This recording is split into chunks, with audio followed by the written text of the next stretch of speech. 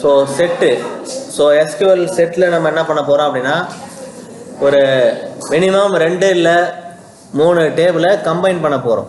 So combine பண்ணுறது அப்படின்னா அது ரெண்டுலேயுமே காமனான டேட்டாஸ் இருக்கும். அந்த காமனான டேட்டாவை நம்ம ஆட் பண்ணுறதோ இல்லை மைனஸ்னு ஒரு ஆப்ரேஷன் இருக்குது, அதான் எக்ஸப்ட் அப்படின்னு சொல்லுவோம். So minus equal to accept. So இங்கே ஒரு 4 விதமான ஆப்ரேஷன் பண்ணலாம். ஸோ யூனியன், அதுக்கப்புறம் யூனியன் ஆல், இன்டர்செக்ட், எக்ஸப்ட் அப்படின்னு 4 செட் ஆப்ரேஷன் பண்ணோம். ஸோ ஒவ்வொரு ஆப்ரேஷன்லேயும் ஒவ்வொரு விதமாக டேட்டா வந்து கம்பைன் ஆகும். ஸோ யூனியனில் காமன் டேட்டா அப்படின்னு எடுத்துக்கிட்டோம் அப்படின்னா இன்டர்செக்டில் ரெண்டுலேயும் இப்போது ஈக்குவல் காலம் இருக்கணும். ஸோ ஒரு சில அதுக்கு ப்ரொசீஜர் இருக்குது. ஸோ அந்த ப்ரொசீஜரை ஃபாலோ பண்ணி தான் இந்த செட் ஆப்ரேஷனை பண்ண போகிறோம்.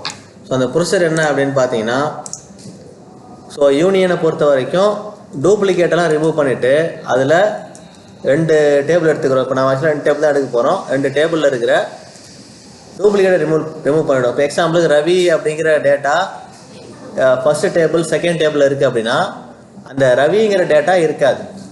ஓகேவா? ஸோ மற்ற டேட்டா காமனாக இருக்கிற அந்த டூப்ளிகேட் டேட்டாவை ரிமூவ் பண்ணிவிட்டு 2 டேபிளையும் கம்பைன் பண்ணி கொடுத்துரும். அடுத்த யூனியன் ஆல் அப்படின்னா இதில் டூப்ளிகேட்டும் சேர்த்து ஆட் ஆகிடும். ஸோ ஃபஸ்ட்டு டேபிளில் 10 பேர், செகண்ட் டேபிளில் 10 பேர் அப்படின்னா 20 பேரோட டேட்டா ஒரே டேபிளில் கம்பைன் ஆகிடும். அடுத்த இன்டர்செக்ட். ஸோ இன்டர்செக்டில் பார்த்தீங்கன்னா 2 டேபிள்லையுமே காமனாக இருக்கிற ஒரு ஆள், ஸோ ஒருத்தரோ 2 பேரோ, ஸோ அந்த காமன் ரோ, அந்த காமன் ரோவில் இருக்கிற காமன் டேட்டாஸ் மட்டும் இன்டர்செக்டில் வந்துடும்.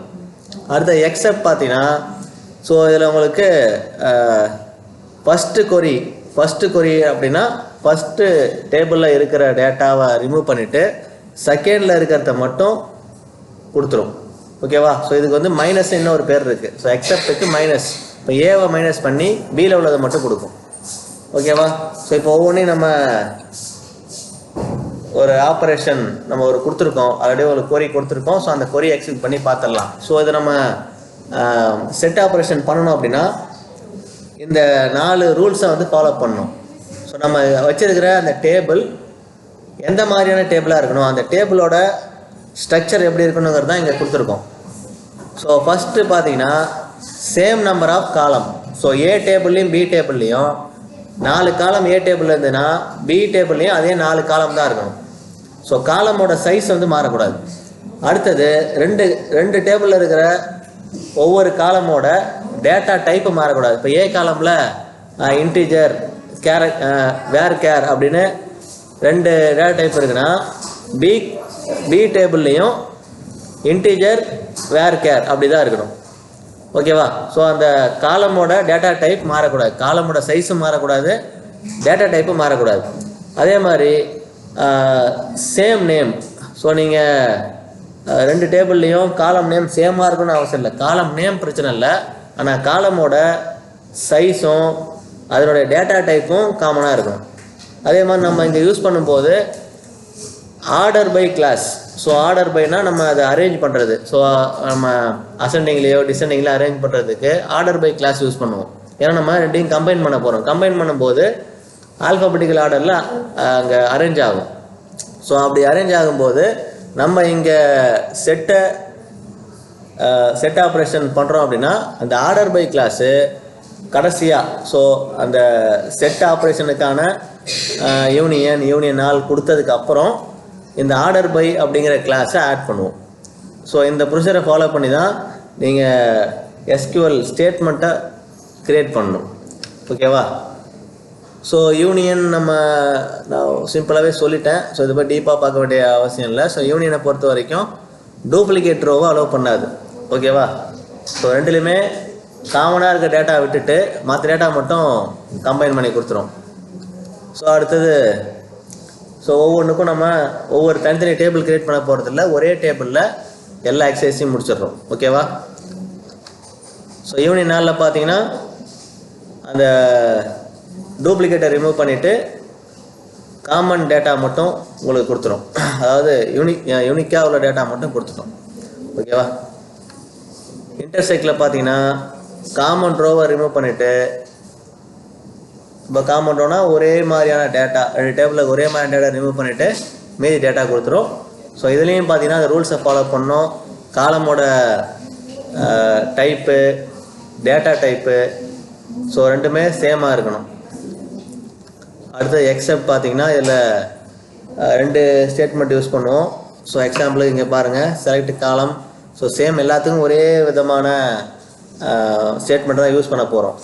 ஒன்றே ஒரு சேஞ்ச் என்னென்னு பார்த்தீங்கன்னா அந்த செட்டோட மெத்தட் தான் சேஞ்ச் ஆகும். ஸோ எக்ஸப்ட்டுங்கிற இடத்துல யூனியன் இருக்கும், அடுத்தது யூனியன் ஆல்னு இருக்கும். ஸோ அந்த நேம் தான் சேஞ்ச் ஆக போதே தவிர இங்கே ஜாயின் பண்ணுறதுக்கான அந்த கொரி வந்து சேஞ்ச் ஆகாது. ஓகேவா? ஸோ நார்மலாக அசெண்டிங் ஆர்டரில் தான் உங்களுக்கு இது அரேஞ்ச் ஆக போகுது.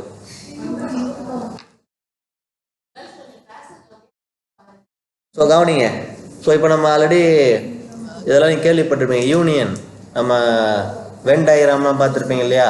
சேம் அதில் நடக்கிற மாதிரி தான் இங்கேயும் நடக்க போகுது. ஸோ யூனியனில் பார்த்தீங்கன்னா ஏ யூனியன் பி. ஸோ இல்லை யூனிக் ரோ மட்டும் உங்களுக்கு டிஸ்பிளே ஆகும்.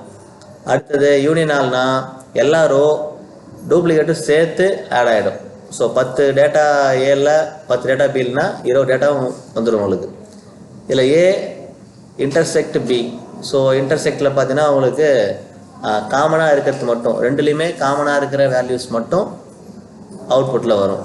ஸோ எக்ஸப்ட் அப்படின்னா ஸோ ஃபஸ்ட் செட்டில் உள்ள வேல்யூ மட்டும் தான் வரும், செகண்ட் செட்டில் உள்ளது எதுவுமே இருக்காது. ஸோ ஏ மைனஸ் பி மாதிரி. ஓகேவா? ஸோ இதை நம்ம இப்போ நம்ம செட் ஆப்ரேஷனுக்கு ஒரு டேட்டா பேஸ், புதுசாக ஒரு டேட்டா பேஸ் க்ரியேட் பண்ணிக்கிறேன், செட் ஆப்ரேஷன் டிபி. ஸோ அதை எக்ஸிக்யூட் பண்ணியாச்சு. இப்போ அடுத்தது அந்த டேட்டா பேஸை கரண்ட் டேட்டா பேஸாக நான் செட் பண்ணிக்கிறேன். ஓகேவா? யூஸ் பண்ணிக்கிறேன். ஸோ இப்போ அடுத்தது 2 டேபிள் க்ரியேட் பண்ண போகிறோம். ஒரு டேபிள் பார்த்திங்கன்னா ஜாவா ஸ்டூடெண்ட்ஸ், ஸோ ஜாவா படிக்கிற ஸ்டூடெண்ட்ஸ் அவங்களுக்காகவே ஒரு டேபிள். அடுத்தது பைத்தானுக்காக ஒரு டேபிள். ஸோ இதில் பாருங்கள், கிரியேட் டேபிள் ஜாவா ஸ்டூடெண்ட்டுங்கிற நேமில் ஒரு டேபிள் க்ரியேட் பண்ணியாச்சு. ஸ்டூடெண்ட் ஐடி, ஸ்டூடெண்ட் நேம் அப்படின்னு 2 காலம் இருக்குது. இப்போ ஸ்டூடெண்ட் ஐடி யூனிக்காக இருக்கணும் அப்படிங்கிறதுனால ப்ரைமரி கீ யூஸ் பண்ணியிருக்கோம், டூப்ளிகேட் வரக்கூடாது.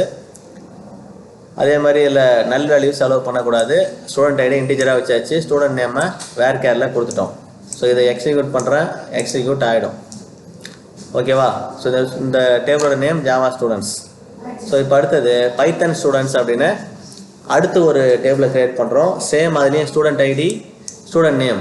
ஏன் நம்ம செட்டில் சொன்ன ரூல்ஸ் படி அந்த டேட்டா டைப் மாறக்கூடாது, அந்த காலம் சேஞ்ச் ஆகக்கூடாது.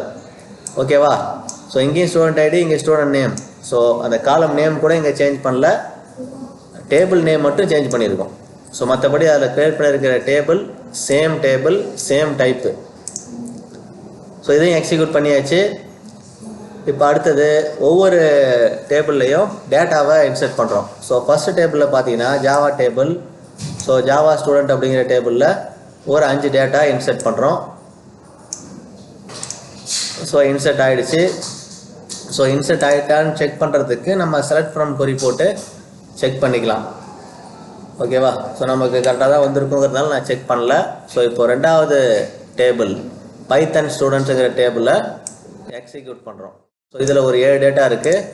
ஸோ 7 டேட்டாவும், ஸோ அதாவது 7 ஐடி இருக்குது, இருக்கிற டேட்டா 5 தான்.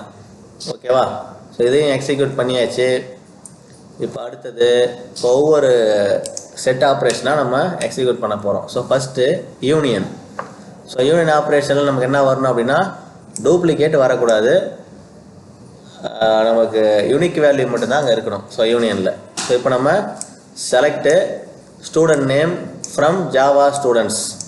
ஸோ என்ன பண்ணுறதுன்னு புரியுதா? இப்போ நான் செலக்ட் ஸ்டேட்மெண்ட்டு ஸ்டூடெண்ட் நேம் அப்படின்னா ஒரு காலமோட நேம் கொடுத்துருக்கோம், ஃப்ரம் ஜாவா ஸ்டூடெண்ட்டுங்கிறது அந்த டேபிளோட நேம், இடையில யூனியன்.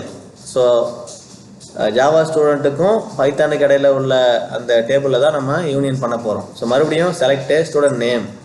இப்போ ஸ்டூடெண்ட் நேமுங்கிறது இதுலேயும் பைத்தான் ஸ்டூடெண்ட்லேயும் ஒரு காலம் இருக்குது. ஸோ இப்போ கொடுத்தாச்சு. இப்போ யூனியன் கொடுத்துட்டு நீங்கள் அவுட்புட்டை பார்த்தீங்க அப்படின்னா உங்களுக்கு இந்த மாதிரி யூனிக்காக உள்ள டேட்டா மட்டும்தான் இருக்கும். ஸோ இதில் ஸ்டூடெண்ட் நேம் வச்சா நம்ம கொடுத்துருக்கோம். ஸோ ஸ்டூடெண்ட் நேம் வச்சு நம்ம யூனியன் பண்ணும்போது இதில் ஒரே நேம் ரிப்பீட் ஆகிருக்காது. ஓகேவா? ரிப்பீட் ஆகிற நேமும் இருக்குது, ஆனால் யூனியனில் ஒரே நேம் ரிப்பீட் ஆகாது. ஓகேவா? ஸோ இப்போ அடுத்தது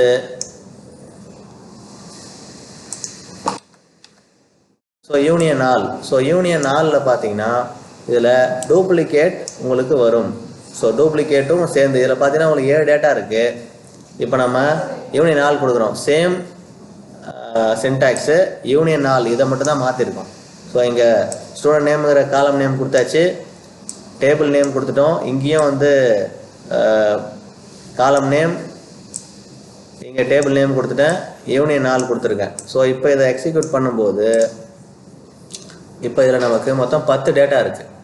ஸோ இதுக்கு முன்னாடி டூப்ளிகேட் இல்லாமல் 7 டேட்டா இருந்தது. டூப்ளிகேட்டை சேர்த்திங்கன்னா 10 டேட்டா இருக்குது. ஸோ திவ்யாங்கிறது 2 இடத்துல வந்துருக்கு. ஸோ திவ்யா 4வது பிளேஸில் திவ்யா, 7வது பிளேஸ்லையும் திவ்யா.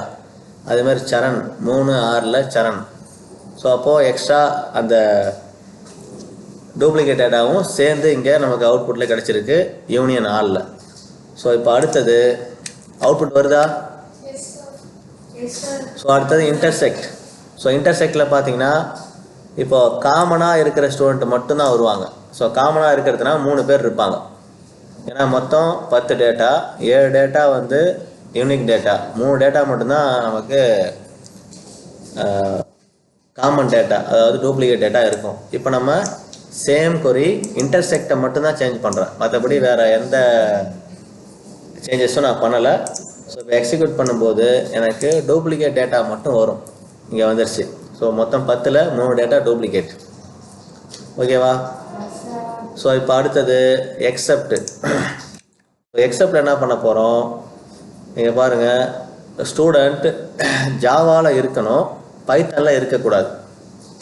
ஸோ ஜாவாங்கிற கோர்ஸில் அவங்க இருக்கணும், பைத்தானுங்கிற கோர்ஸில் அவங்க யார் யாரெல்லாம் இல்லையோ அவங்க டேட்டா தான் வேணும். ஸோ இப்போ நம்ம ஜாவா ஸ்டூடெண்ட், அதாவது நமக்கு இப்போ சொன்னபடி பார்த்தீங்கன்னா ஃபஸ்ட்டு டேபிளில் உள்ள டேட்டா எல்லாம் வந்துடும், செகண்ட் டேபிளில் உள்ள டேட்டா இருக்கணுங்கிற அவசியம் கிடையாது. ஸோ ஃபஸ்ட் டேபிளில் அத்தனை பேர் இருப்பாங்க, செகண்ட் டேபிளில் இருக்க வேண்டிய அவசியம் இல்லை. அப்படி பார்த்தோம்னா 2 பேர் தான். ஸோ அருண், பாலா மட்டும்தான் ஜாவாவில் இருக்காங்க, ஆனால் பைத்தானில் இல்லை. ஓகேவா? ஸோ நம்ம அவுட்புட்டு டிஸ்பிளே ஆகிடுச்சு. செட் ஆப்ரேஷன் எங்கே யூஸ் ஆகும் அப்படின்னா, நம்ம 2 டேபிளில் மட்டும் தான் பண்ண முடியுமா, 3 டேபிளில் பண்ண முடியாதுன்னா எத்தனை டேபிள் வேணாலும் பண்ணலாம்.